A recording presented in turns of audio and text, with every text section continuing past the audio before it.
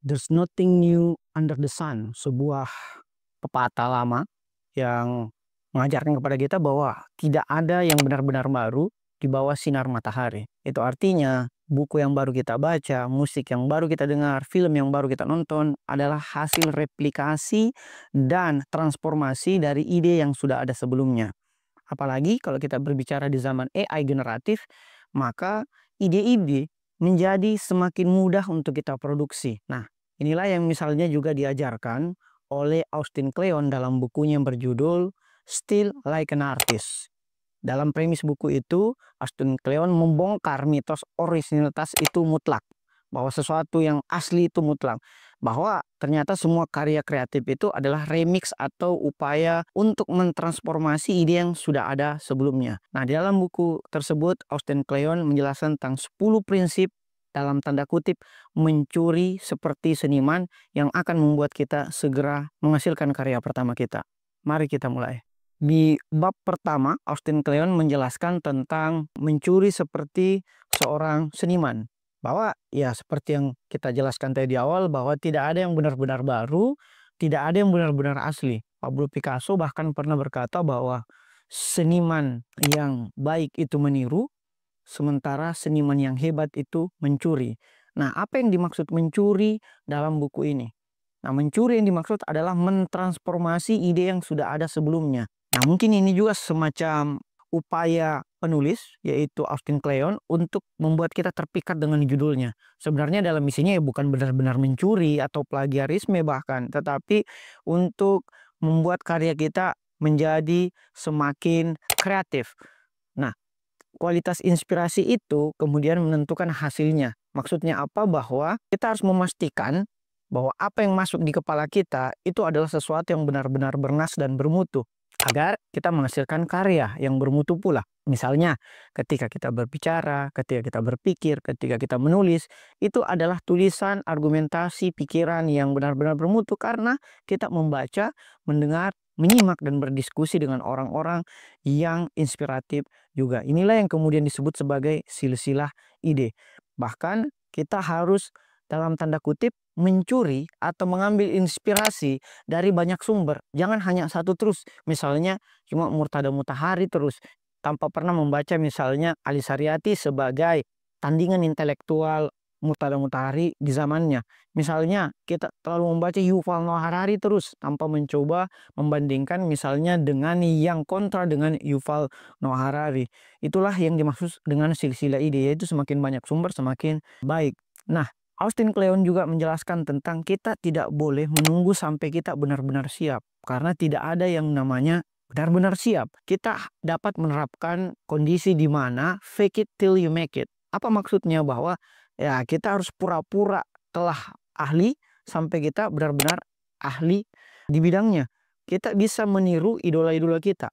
Misalnya kalau teman-teman yang sangat mengidolakan let's say pakar hukum Mahfud MD atau Hotman Paris mungkin, ya ikutilah gaya mereka sampai Anda benar-benar dapat menjadi seperti mereka. Nah, inilah yang kemudian disebut sebagai belajar sambil berkarya. Karena proses itu lebih penting daripada sekedar hasil akhir. Jangan pernah menganggap bahwa karya saya ini pasti tidak sempurna, karena tidak ada karya yang sempurna.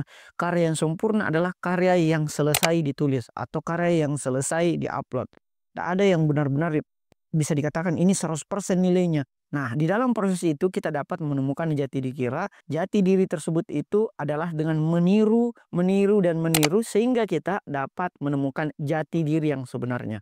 Nah, bagaimana cara kita menemukan jati diri kita yang sebenarnya? Kita harus ciptakan apa yang benar-benar kita inginkan. Pada video sebelumnya, saya telah menyebutkan bahwa tulislah buku yang ingin Anda baca. Apa maksudnya? Maksudnya adalah kita harus betul-betul tertarik pada karya kita.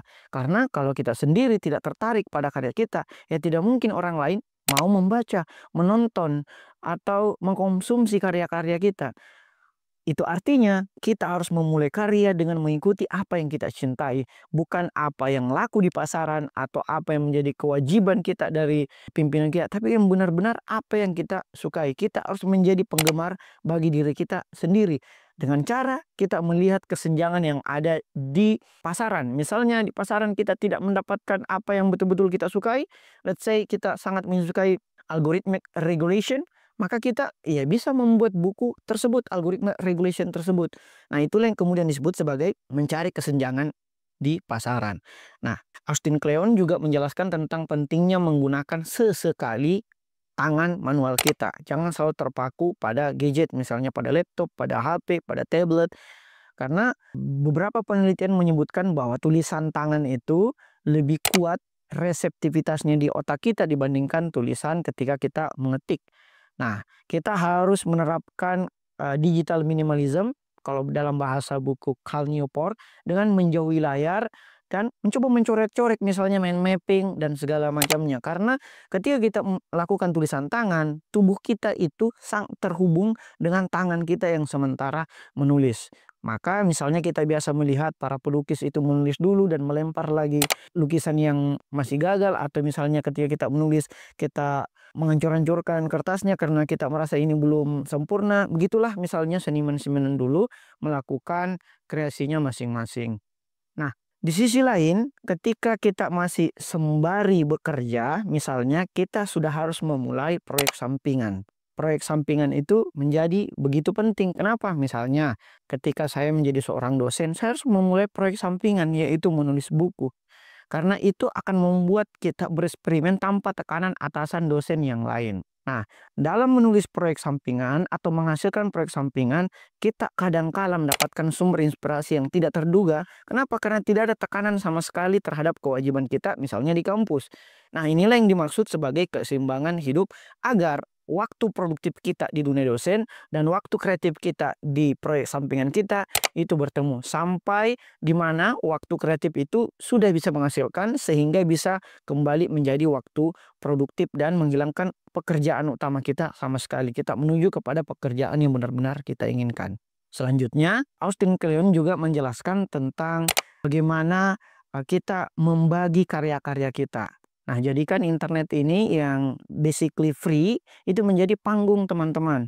Misalnya kalau teman-teman suka stand up comedy, silakan share video stand up komedinya. Manfaatkan platform online tersebut. Kalau teman-teman suka nulis, silakan tulis blog, silakan tulis mini blog misalnya di Twitter atau X sekarang. Atau silakan berstorytelling di TikTok, di Instagram, di YouTube. Nah, kita harus membangun komunitas online kita. Bahkan sekarang geografi itu di mana Anda tinggal menjadi tidak penting lagi. Selama Anda memiliki koneksi internet yang baik, Anda bisa menjadi siapa saja di internet. Dan jangan lupa, di internet yang banyak sekali pikiran di dalamnya, mungkin sesekali Anda mendapatkan hate speech atau feedback negatif. Tapi tidak mengapa, itu adalah bagian dari evaluasi Anda untuk menjadikan Anda lebih baik lagi. Nah, seperti yang disebutkan tadi, bahwa geografi itu bukan lagi batasan. Kita harus bangun dunia kreatif kita di sosial media atau di internet. Kita dapat mengelilingi diri kita dengan orang-orang yang sangat menginspirasi. Misalnya di komunitas online maupun komunitas offline. Di Makassar misalnya, Resensi itu berusaha membangun komunitas yang sifatnya asertif dan literasi, di mana kita harus membahas sehari sebuku. Jadi ada 2 resentor minimal setiap malamnya. Kita kemudian menjadikan habituasi itu untuk menginspirasi satu sama lain. Inilah yang kemudian disebut sebagai social habit. Selanjutnya, Austin Kleon juga menjelaskan tentang keharusan kita untuk bersikap baik ketika ada feedback-feedback tersebut. Bahwa berteman itu lebih baik daripada bermusuhan. Sehingga pepatah lama pernah berkata bahwa 1000 teman itu terlalu sedikit dan 1 musuh itu terlalu banyak. Kita harus merangkul orang-orang yang bahkan nyinyir kepada kita. Kita memberikan reinforcement kepada mereka. Misalnya ketika dia hate speech, wah kamu sok tahu. Kita bisa membalas komentarnya dengan mengatakan bahwa terima kasih kritikannya, saya akan berusaha untuk menjadi yang lebih baik lagi. Nah, kita harus berdiri di samping orang-orang yang memiliki bakat. Carilah mentor-mentor terbaik. Misalnya ketika ingin Anda melakukan cita-cita tertentu. Let's say, kalau Anda ingin menjadi seorang penulis, ya bergabunglah dengan orang-orang yang punya bakat menulis. Nah, di sisi lain, ketika kita mendapatkan informasi berharga dari mentor tersebut, kita harus menotis kutipannya. Kita tidak boleh memplagiasi seolah-olah itu milik kita. Kita harus menulis referensi bahwa itu adalah dari mentor kita. Nah, mungkin ada pertanyaan bahwa, ya tapi kan untuk menghasilkan karya itu kita harus konsisten dan untuk konsisten ya sangat-sangat membosankan. Dan sorry to say, rumusnya memang ya kita harus jadilah membosankan. Bahwa kapal itu diciptakan bukan untuk ditambatkan di dermaga, tetapi untuk menerjang gelombang. Ya sangat-sangat membosankan, sangat-sangat menantang, tapi itulah syarat utama untuk kita bisa menjadi seorang yang kreatif atau menghasilkan karya. Kita harus konsisten pada disiplin dan rutinitas kita.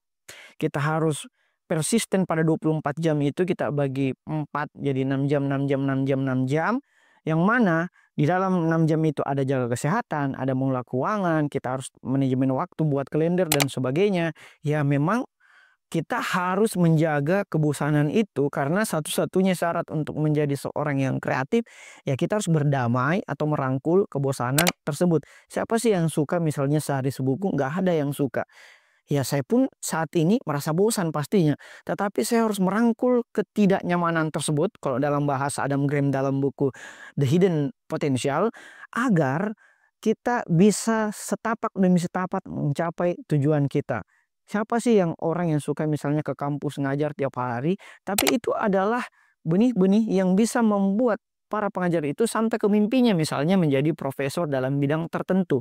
Nah, itulah yang disebut sebagai merangkul ketidaknyamanan atau berdamai dengan rasa bosan. Nah, di bab terakhir Austin Kleon menjelaskan tentang kreativitas sama dengan pengurangan. Misalnya pelukis-pelukis itu yang baik adalah mereka yang mampu memikirkan apa yang tidak dimasukkan dalam kanvas.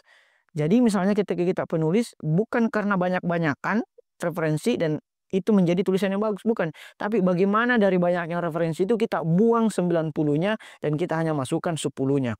Nah, kita harus mengurangi, menyederhanakan dan fokus pada argumen terbaik kita. Itulah yang disebut sebagai revisi, revisi, revisi dan kita tinggalkan yang tidak perlu. Sebagai kesimpulan bahwa Austin Kleon dalam buku ini Still Like an Artist ya bukan sekedar mencuri atau plagiarisme, tapi bagaimana kreativitas itu lahir dari remix atau kombinasi dari berbagai ide dengan mencantumkan sumbernya.